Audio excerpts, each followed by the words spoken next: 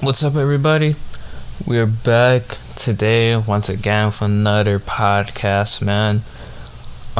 This is gonna be semi-interesting. There's a lot of things to go over. Crazy stuff happened last night that we gotta talk about. And we got game one tonight versus the Hawks and the Bucks.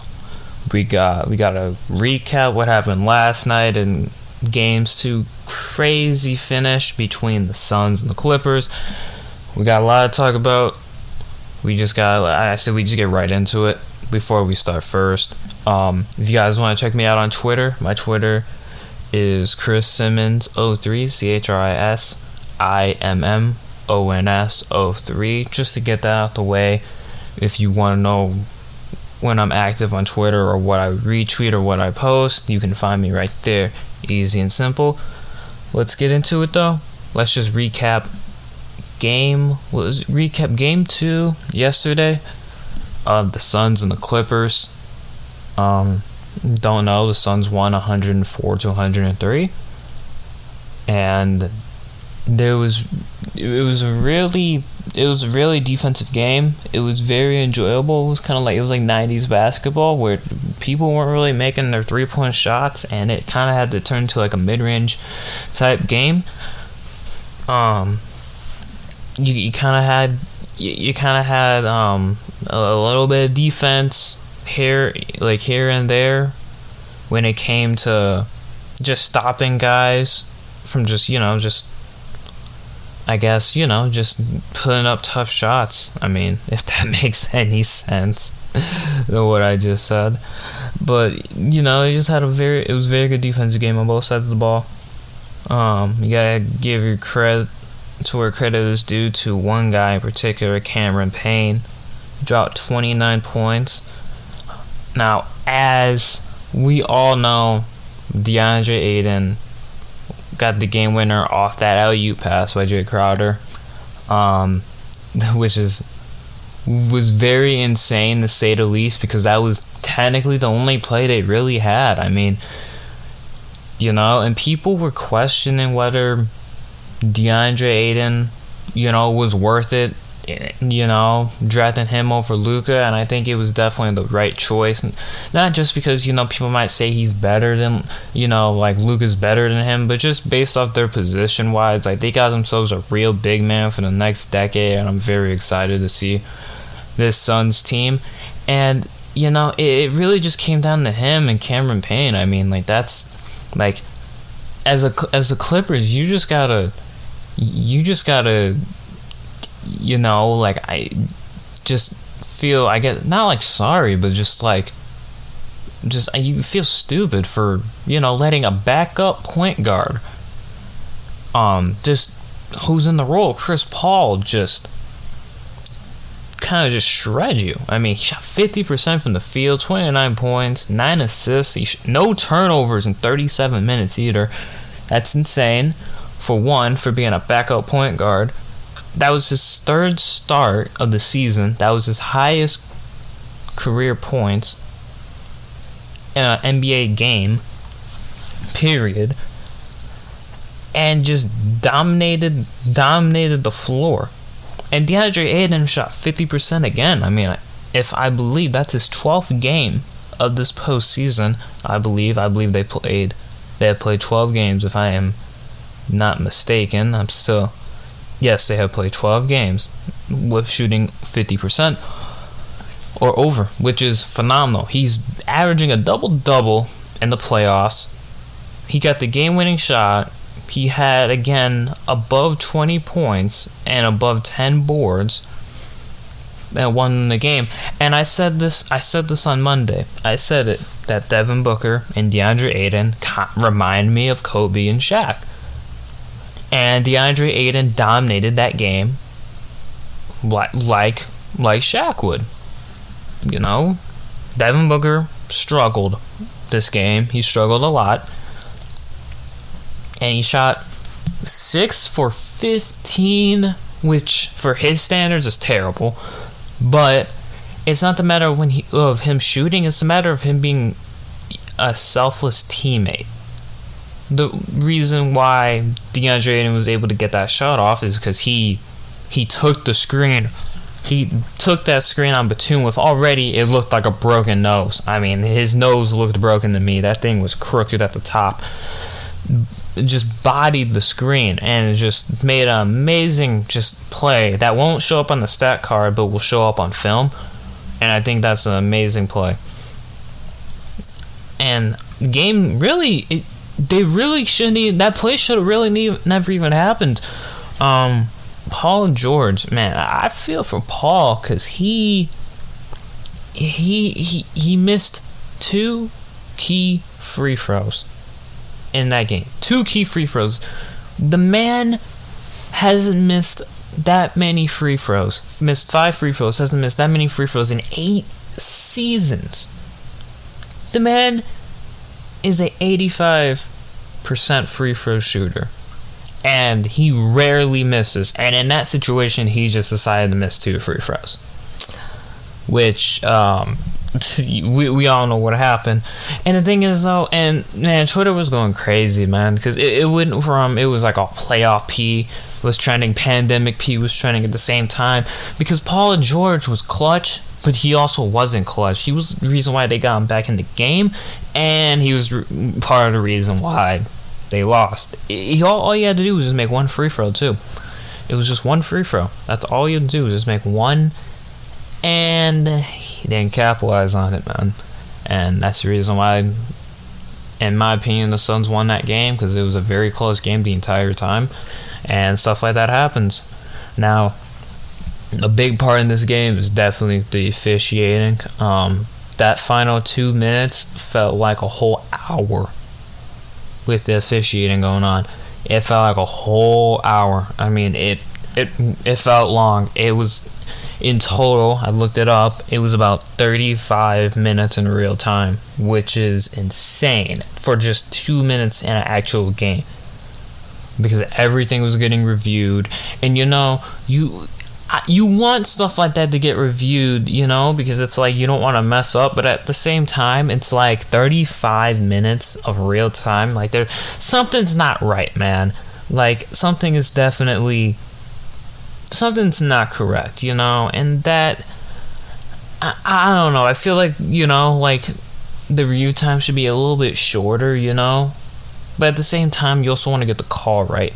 So, and I believe all the calls that they made were the right calls at the end of the day, but it's just the review time, like, it just extended the game longer. I mean, like, obviously for me, I wasn't really feeling any anxiety because I was like, I'm not a Clippers or a Suns fan, but imagine being a Suns or a Clippers fan in that situation during those minutes where you're like, what's going on?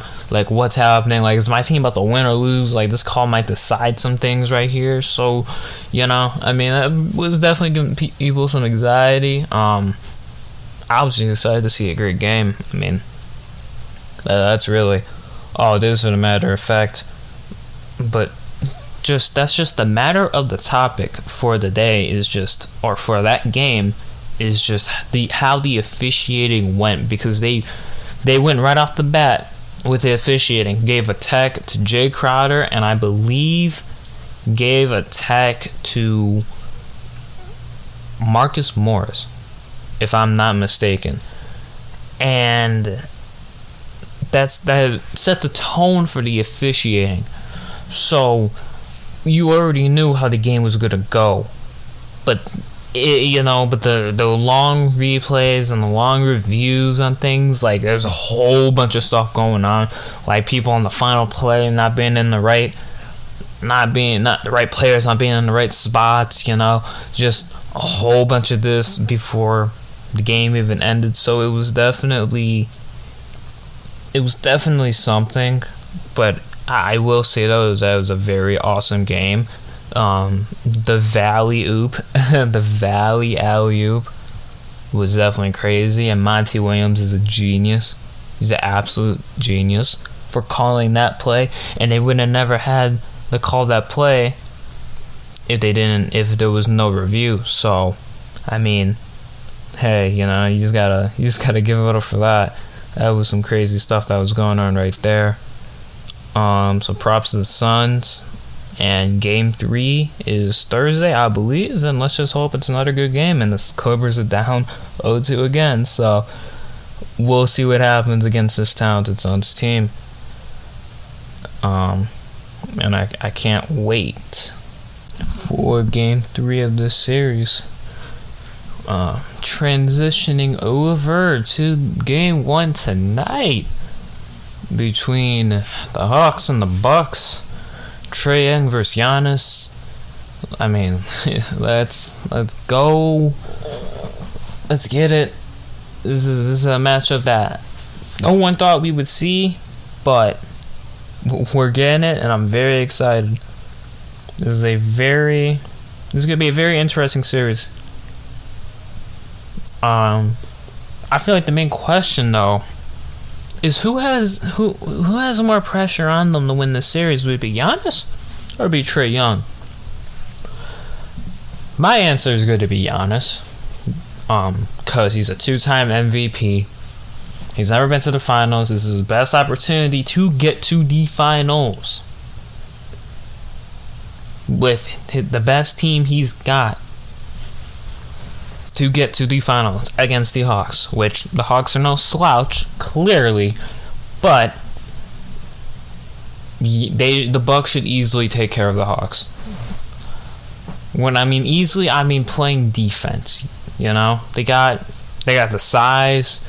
You can easily have Jrue Holiday, a great defender who is scrappy, on Trae Young. You know, like that. You can easily do that. There's no ifs or buts. It's Jrue Holiday. You can actually have Chris Middleton on Kevin Huerter.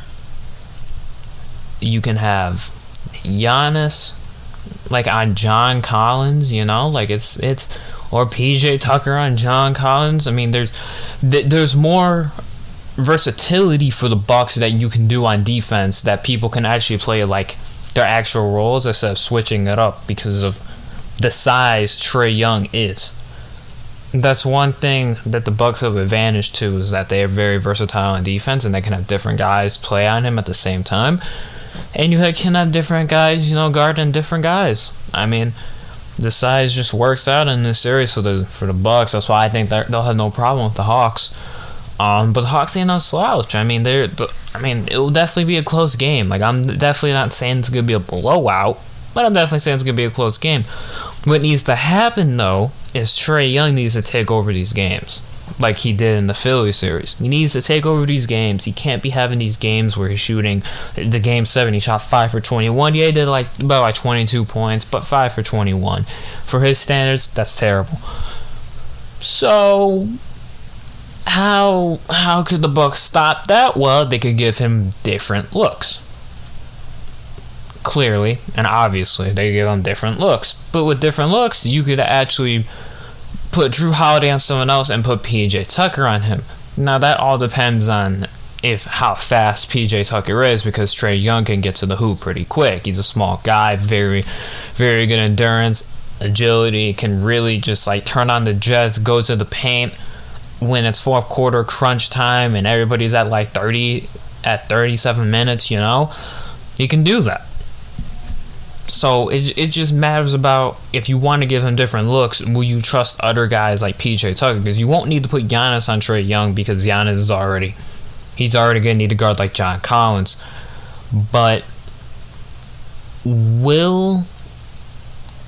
I guess the matter of the question is, will the Bucks let one guy beat them, or will they let the entire team beat them? And what I mean by that is, the Hawks have had games in this postseason where they've had one guy just come back on, one guy that they relied to, and that they got back in the game because he was making shots. Will that happen with the Bucks is my question. Will they let one guy on that team, and this isn't necessarily Trae Young, it could be John Collins, it could even be Clint Capella, most likely not, but you never know. Will they let one guy beat him, or will they let everybody beat him? That's really the main question. And really, I mean, the one guy you don't want scoring buckets is Trae Young. That's the guy you don't want scoring the most. that's really the main question that I'm kind of answering, is that how are they going to play him in this series, and what looks are they going to give him that's different from what Philly gave him? Because we also have to remember that Milwaukee's a better defensive team than Philadelphia, and Phil and the Bucks, from an offensive scoring standpoint, they actually got a point guard that can actually make free throws and score. So it will definitely be a very interesting game. Game one's in Milwaukee tonight. I believe it's at 6:30, if I'm not mistaken. Bucks game one. I got Bucks in the series, man. I got the Bucks winning. This is their best chance to get to the playoffs. You're not Kevin Durant. You're not the best team, I guess you could say, in the East out. In my opinion, the number one seed team in the East is out. You're the 3 seed. You got a golden opportunity right in front of you. So there should be no excuse for the Bucks off of why they aren't able to beat a Hawks team. That's just how I see it. Can't wait for game one. There's really nothing to talk about when it comes to the basketball standpoint on that. We'll just have to wait and see, honestly. So I'm just very excited. Giannis drops 35. That's just a prediction. He drops 35. It'll be a great game one. They'll win by 5 points. I wonder what the spread is though too. I do wonder what the spread is though for this game though, because the Bucks are home. What's the over under? I wonder. I don't really check this stuff out anymore. I should really check this stuff out. It'd be interesting. But any news transitioning over? The Diamondbacks ended their 17-game losing streak this week. Yeah, they ended their 17-game losing streak, and against who? The Brewers. Yeah. So sad for the Brewers that they had to be the team that let the Diamondbacks win. Crazy. So that's our news. More baseball news about the Cubs. Mr. Javier Baez forgot how many outs there were. That's Anthony Rizzo. Hit a fly ball to left field, and Mr. Baez forgot how many outs there were, and kind of just ran to third, as in inning over, when really there was only 2 outs against the Indians, I believe on Monday. So after that, David Ross he benched Javier Baez the rest of the game, and I kind of want to talk about that because it's interesting a little bit. Because I'm a Cubs fan, so it's very interesting to see. You could say your star player, and necessarily is one of our star players, get benched in the 5th inning. I think it was actually a very boss move by Dave Ross, because you obviously want to keep a player like that in the game, but when players do stuff like that, it goes back to the manager. Because your manager, it's a long season, but when you make plays like that, everything resolves back to the manager off of, you didn't say something straightforward to him, or you didn't teach this, that, or teach that well, or teach that well. Everything results around the manager. So to see that David Ross take Javi Baez out the game, it is a very boss move, because he doesn't want that same behavior to happen. Because he's very serious about his team. He's very serious. Sorry, notification went off. My bad. He's very serious about his team, and he doesn't want stuff like that to happen, because they just lost a series, and not just any series, a series to the Marlins, and their only game they won was by a score of, I believe, 1-0. So, that is definitely it is definitely something. It's definitely a boss move by him to do, as in this is how I want my team to be, and I don't want anything bad to happen. But in other news, yesterday, MLB's number one prospect, Wander Franco, or is it Franco? I'm not sure. I suck with names. I butcher everybody's name, but he made his MLB debut yesterday for the Rays. And in the fifth inning, the man went yard in his first ever MLB game. The man went yard, got a 3-run shot, tied the game versus the Red Sox. And there's a video of his dad just cheering him on. It literally looks like, when you look at the video, it like at the beginning it actually looks like a video game. Like you actually don't believe it's real or not because of the way how everything is. I mean, that's kind of crazy to actually believe that.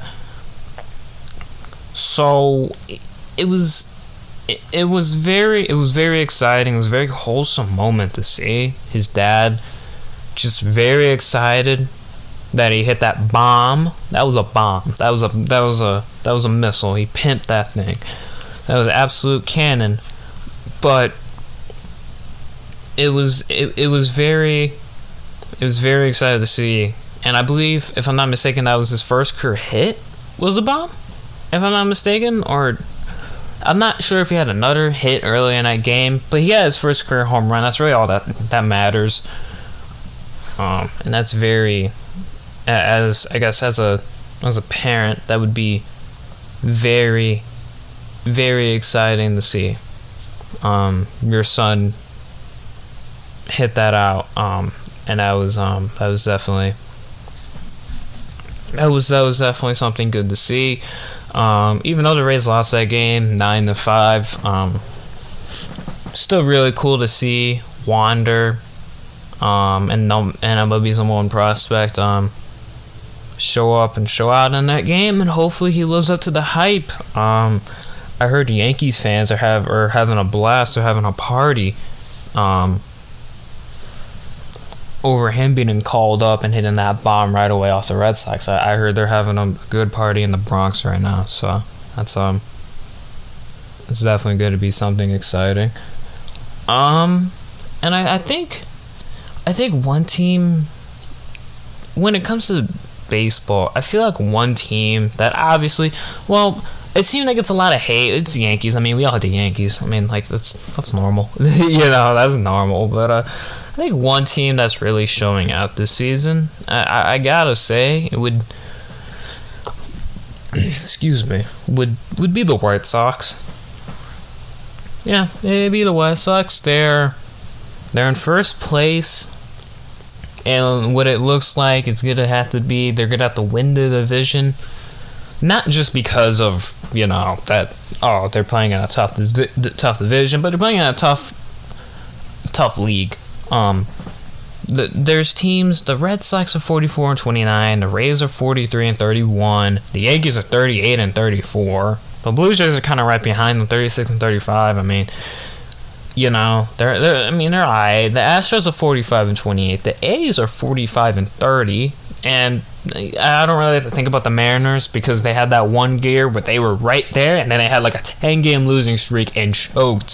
So we don't really like to talk about them, but they're 39-36, so we kind of give them a little bit of credit because they're a little bit behind, but they get on like a little bit of a win streak, which is what they are on right now. I believe they'll get back up there. I feel like they have actually a very good team to do so. And the Angels, they're kind of falling behind. They don't got Trout, though. They got Ohtani, though. Ohtani, I think he has 22 bombs now. He declared for the Home Run Derby, too. And then the Indians in their division are 40-31. So it's definitely gonna have to be something with the White Sox. They gotta win the division, because if they don't, then they might not get the wild card. Who knows? They could. But the way how it's looking like, they're gonna have to. They're definitely gonna have to win the division. I'm very excited for them too. I hope they do win it. And then in the National League, like we said, we talked about it earlier, the Cubs and the Brewers are still tied for first. I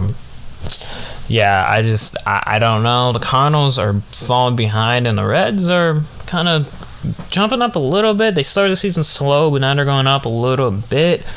I feel like the main series for the week though right now, this is the Padres and the Dodgers. I mean, I think we gotta talk about that. People like to say Clayton Kershaw's in postseason form already, which he gave up some tanks yesterday. As in they are facing the Padres. If you didn't know, Dodgers are having a fun time with the Padres right now. And when I mean fun time, I mean as in, well, not really getting destroyed, but they're losing. People are calling this the series of the year, as in like the rivalry of the year, which is, I believe that's BS, because really we all know the Giants and Dodgers is the main rivalry in the NL West. I mean, come on, like, let's be real for a second. But the first game, the Padres, they put up a 4-spot in the first inning. Manny Machado with a 3-run bomb. In the 5th inning, this game was actually on ESPN, so that was good. Jake Cronenworth in the Crone Zone, as people like to say, hit a 2-run shot, and then I believe in the 7th inning, Mookie Betts had a chance to hit a grand slam, or at least scoring some runs when it was 6-1, 2 outs, 7th, and he popped it straight up in the air in the center field. He missed it, and that was the end of that. You could have had a good game, but he did get RBI in the 8th inning. So I mean, or I believe in the 8th inning he had about 1 RBI. I didn't really finish watching the game. And yesterday, I mean, the Crone Zone, Jake Cronenworth hit another bomb. Hit another shot. For the Dodgers, Austin Barnes was with a I believe a pinch hit RBI. I believe a pinch hit home run too. So that was, I guess, for the Dodgers, I guess it was something cool. But Clayton Kershaw kind of blew the bag a little bit, man. I mean, the first inning, and then it just came into a really good game after that. And then, like I said, Jake Cronenworth into the Crone Zone again, another shot. I think for the Padres and the Dodgers, it's a very good series for baseball. Just because of one player, not even one player, because it really came down to just Fernando Tatis Jr. kind of, I guess you could say, breaking the rules. I guess you could say, unwritten rules, which is BS. Who cares about unwritten rules? Baseball is baseball, man. No mercy. That's how I go about things. No mercy. That's how I am. And that's kind of how I feel about all that unwritten rule stuff, man. That's just how I am. But anyway, the Padres and Dodgers are on ESPN again tonight, 9:10 Central Time. So that's gonna be on ESPN again. And then after that, for the Dodgers at least, the Dodgers have the Cubs in a 4-game series, and they'll be on, I believe they will be on Fox on Saturday, and then on ESPN on Sunday. So the Dodgers are going to be on ESPN a crap ton this week. And then after the Cubs, they face the Giants. And then, they have a very, very tough schedule ahead of them. And that's it's going to be very good games for the Dodgers. The Dodgers can win those games. They can definitely get themselves back into the division race. It's definitely going to be something where, because the Giants have right now been the best team in baseball, I believe. Right now, that's just how I feel. And the Dodgers are definitely going to have to win some games, because the Padres, they got the Diamondbacks. They got the Diamondbacks. They have a day off tomorrow. Then they got the Diamondbacks for the weekend. Then they got the Reds. And then they got the Phillies. And then the Nationals. And then the Rockies. And just looking at their schedule, I mean, they are I mean, all the way up until really just until they face the Dodgers again on the 24th is their schedule just easy down the stretch. So I wouldn't be surprised. Honestly, I wouldn't be surprised if the Padres jumped ahead in first place, because they got in my opinion, a very easy schedule. Not a very easy schedule, but an easy schedule coming up. And if we check the Giants, they're obviously facing the Angels today. Then they got a day off, and they got the A's.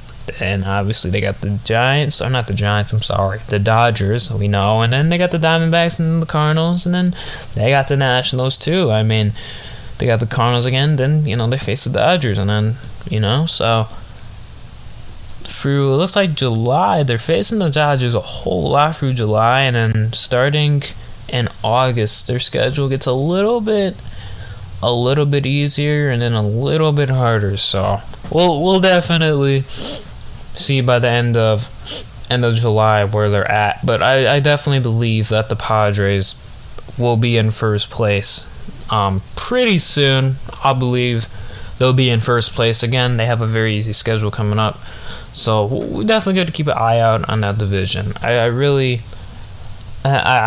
see that division just taking off in the futures to come, as the Giants are now got players in their second prime. The Padres got young guys who are going to be taking over, and the Dodgers, Dodgers are the Dodgers. So that's definitely a division we're going to be looking out for about a decade now. And then I feel like we should just save the NFL talk for another day, man. Like, I haven't gotten around to it.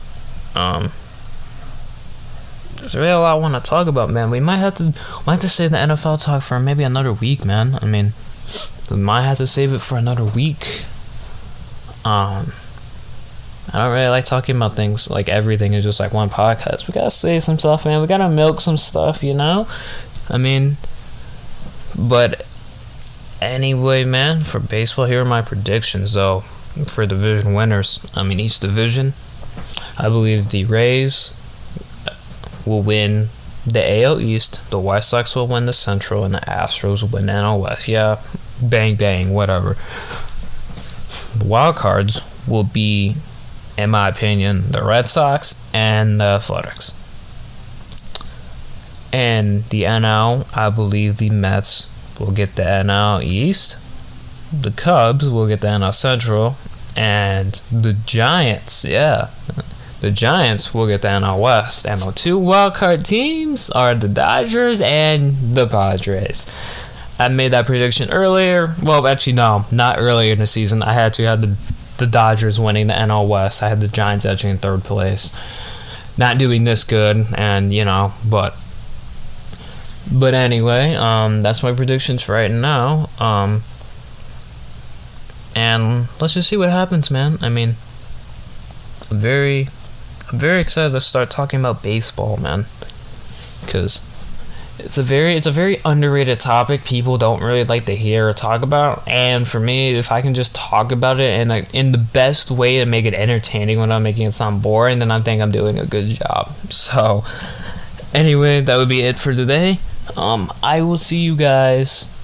I will see you guys whenever the next time the podcast is.